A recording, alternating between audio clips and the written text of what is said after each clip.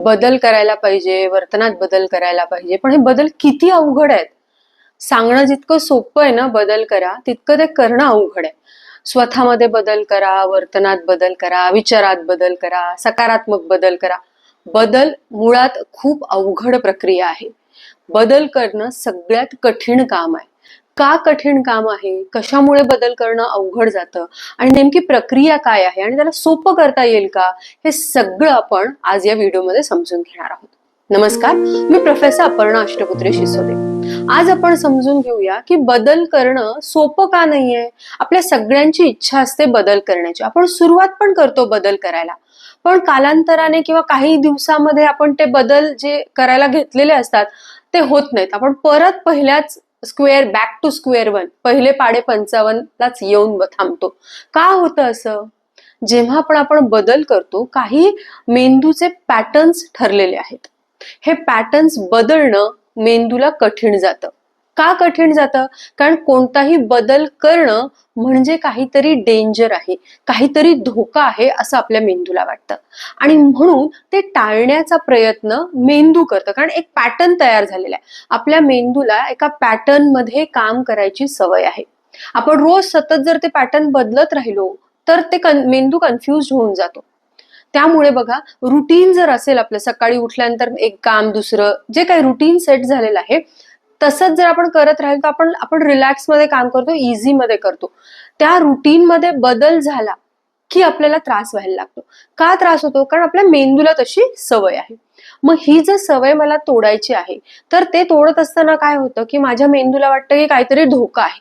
मला हे सांगावं लागेल की हा धोका नाही. मेंदूला धोका नाहीये हे कळाल्यानंतर अजून एक गोष्ट आपल्या लक्षात येईल की का बरं आपण बदल करत नाही. तर अजून दोन सायकोलॉजिकल लेवलवरती गोष्टी आहेत ज्याच्यामुळे आपण बदल करत नाही. एक आहे कम्फर्ट झोन. आपण एकदम कम्फर्टेबल झालो असतो की हे असं अशा पद्धतीने करायचं आहे. बदल करायचा म्हणलं की कम्फर्ट झोन मला तोडावा लागेल. तो कसा तोडायचा यावरती पण मी व्हिडिओ केला आहे, तो नक्की बघा.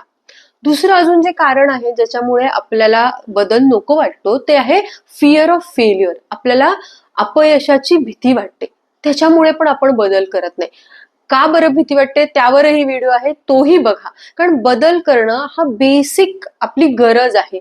आपल्याला जर स्वतःमध्ये प्रगती हवी असेल, तो सुद्धा बदल आहे आणि त्यासाठी जर तुम्ही मेहनत घेत असाल, काहीतरी प्रयत्न करत असाल आणि ते पूर्ण व्हावेत असं जर वाटत असेल तर बदल करावा लागतो.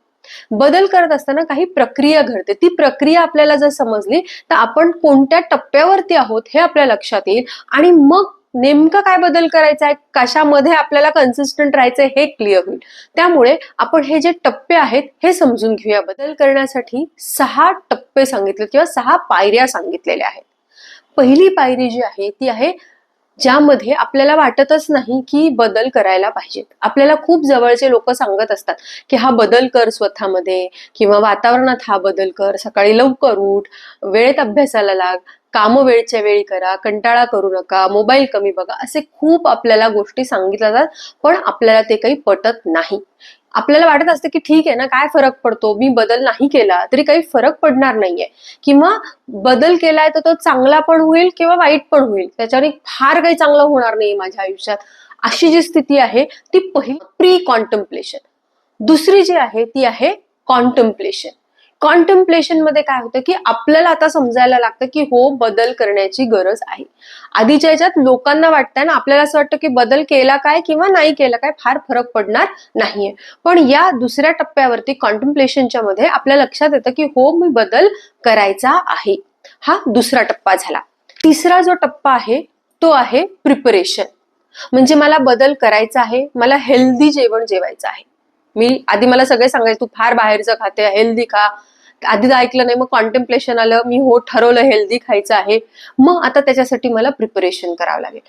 आधी काय होत होतं की प्री कॉन्टेम्प्लेशन मध्ये माझ्या लक्षात आलं की हेल्दी खाल्लं जरी मी तर खर्च किती लागेल, असं किती होईल, चांगलं खायला त्याला पैसे लागतात, ते कुठून आणणार, असे आपण कारण देतो आणि ते टाळतो. पण जेव्हा आपण तिसऱ्या टप्प्यावरती येतो तिथे आपण प्रिपरेशन करतो की काय काय हेल्दी ऑप्शन्स अवेलेबल आहेत मला, जे माझ्या बजेटमध्ये. असं अजिबात नाहीये की सगळंच आपल्या बजेटच्या बाहेर आहे. काय असं आहे की जे मी करू शकते घरी, ठीक आहे मी विकत नाही आणणार, हे झालं प्रिपरेशन. असं सगळ्या बदलांच्या बाबतीत आपल्याला बघावं लागेल. आपण कोणत्या टप्प्यावरती आहोत हे चेक करा, की आपण या प्रिपरेशन लेवलवरती आहोत का, की काय काय ऑप्शन्स आहेत. चौथा जो टप्पा आहे तो आहे ऍक्शन. इथे आता आपण बदल करतो. इथे आपण सुरू करतो की सकाळी प्रोटीन वाढवलेलं आहे, भाज्या वाढवलेल्या आहेत, व्यायामाला सुरुवात केलेली आहे, जे आपल्याला बदल करायचे. मोबाईल कमी बघायला सुरुवात केलेली आहे. ऍक्शन मोड मध्ये आलेलो आहे आपण. ऍक्शन मोड मध्ये आल्यानंतर पाचवं आणि सगळ्यात महत्वाचं, तिथेच बऱ्याचदा गडबड होते, ते आहे मेंटेनन्स. बदल तर आपण केलेत, पण ते मेंटेन पण करावे लागतील. आणि म्हणून जे आपण बदल करतो आहोत ना, ते बदल एकदम खूप मोठे किंवा खूप ड्रास्टिक असू नये. छोटे बदल असावे, जेणेकरून ते आपल्याला मेंटेन करता येतील. मी मागे उदाहरण पण मी दिलेलं आहे दरवेळेला, की मी जर का 8 वाजता सकाळी उठत असेल, तर एक दिवशी सकाळी 1 तारखेला 6 वाजता उठेन, असं जर मी केलं तर ते बदल होतील, पण ते मेंटेन होणं अवघड जाणार आहे. मला छोटे छोटे पायऱ्या, छोटे छोटे स्टेप्स घ्यायचे आहेत. मी जर का आठवड्याचे 7ही दिवस जर का मी अनहेल्दी फूड खात असेल, तर मग मला ठरवलं की एक दिवस मी हेल्दी खाईल, बाकीचं कमी. असं हळूहळू मी जर केलं तर ते मेंटेन होणार आहे, अदरवाईज होणार नाही. असं जर का आपण खूप मोठी ऍक्शन घेतली असेल, तर 6वा टप्पा येतो, तो आहे रिलॅप्सचा. आणि आपण सगळेजण यातनं जातो. 1 जानेवारीला ठरवलेली गोष्ट जी आहे, त्याच्यात रिलॅप्सचं प्रमाण खूप जास्त असतं. कारण कदाचित आपण कॉन्टेम्प्लेशन व्यवस्थित केलं नाही, प्रिपरेशन नसेल, किंवा ऍक्शनच खूप मोठी घेतलेली असेल. तुम्ही जे बदल करू इच्छिता स्वतःमध्ये, त्या बदलांमध्ये किंवा ते बदल सुरू केले असतील तर या टप्प्यांमध्ये कुठे आहात, बदल करायचे असतील तर त्यासाठी देखील हे सगळ्या गोष्टी लक्षात घ्यायच्या आहेत. आणि हे करत असताना बदल होत आहेत की नाही आहेत, किंवा तुम्ही आता कोणत्या टप्प्यावरती आहात, हे मला कमेंटमध्ये नक्की सांगा. आतापर्यंत जर का आपण हा व्हिडिओ या माझ्या चॅनलला सबस्क्राईब केलं नसेल, तर त्याला सबस्क्राईब करा. व्हिडिओ आवडला असेल तो लोकांना शेअर करा.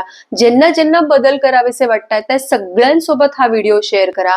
आणि आपण हा व्हिडिओ शेवटपर्यंत बघितला त्याबद्दल खूप खूप धन्यवाद.